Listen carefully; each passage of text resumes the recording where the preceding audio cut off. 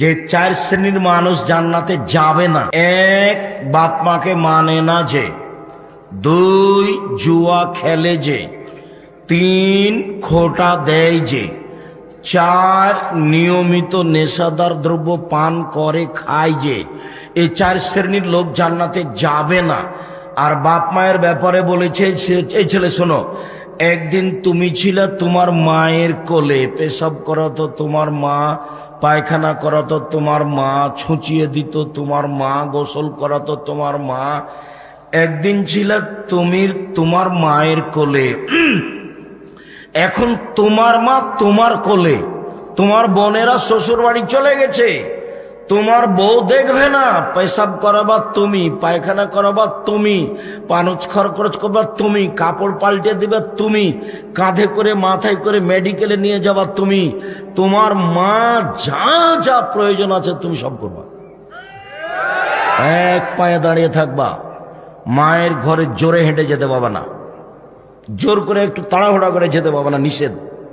জোর করে হাতটা জোর করে নড়িয়ে যেতে পাবা না, জোরে কথা বলতে পাবো না, সব নিষেধ। তার নাম মা।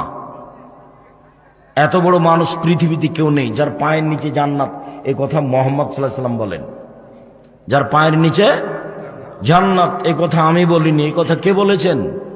এই কথা মুহাম্মদ সাল্লাল্লাহু আলাইহি সাল্লাম বলেছেন। অতএব বাপ মাকে হিসাব করে চলিও।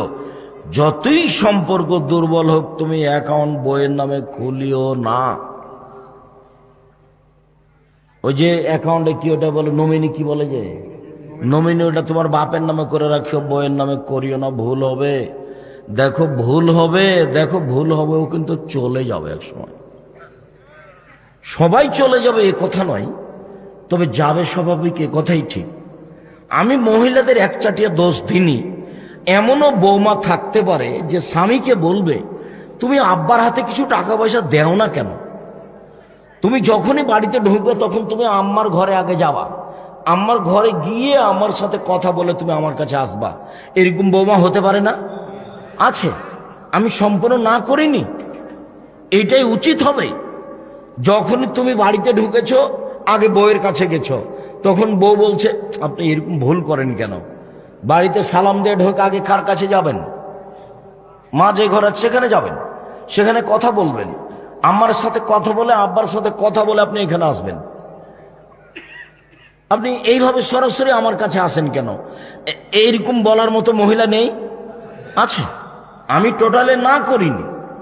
আয়েশা তো রাদিয়াল্লাহু মহিলা, খাদিজা রাদিয়াল্লাহু তাআলা আনহা তো মহিলা। অতএব মহিলা আজও ভালো হতে পারে, তবে স্বাভাবিকভাবে সাধারণত হয় না মর্মে রাসূল সাল্লাল্লাহু আলাইহি ওয়াসাল্লাম এত কিছু বলেছেন। উপস্থিত বৈঠকের মুসলিম বোন থামেন, আপনার সাথে আগে কথা শেষ করি, আমাদের এখানে কথা লম্বা হয়ে গেল। মেয়ে থামো। আল্লাহ নবী বলছেন, নবী ফিল জান্নাহ, নবীগণ জান্নাতে যাবেন। শহীদ ফিল জান্নাহ, শহীদেরা জান্নাতে যাবে। সিদ্দিক ফিল জান্নাহ, সত্যবাদীরা জান্নাতে যাবে। নিসা মিন আহলিল জান্নাহ, মহিলারা জান্নাতে যাবে। এই কথা বলে আল্লাহ রাসূল থামলেন না। যখনই বললেন মহিলারা জান্নাতে যাবে, তখন আর একটা কথা লাগিয়ে দিলেন।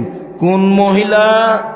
যেই মহিলা কোনো কারণে স্বামী যদি রাগ করে, তাহলে স্বামীর হাত খান ধরে বলে, যতক্ষণ পর্যন্ত তুমি আমার উপরে খুশি না হবে ততক্ষণ পর্যন্ত কোনো কিছু খাবো না।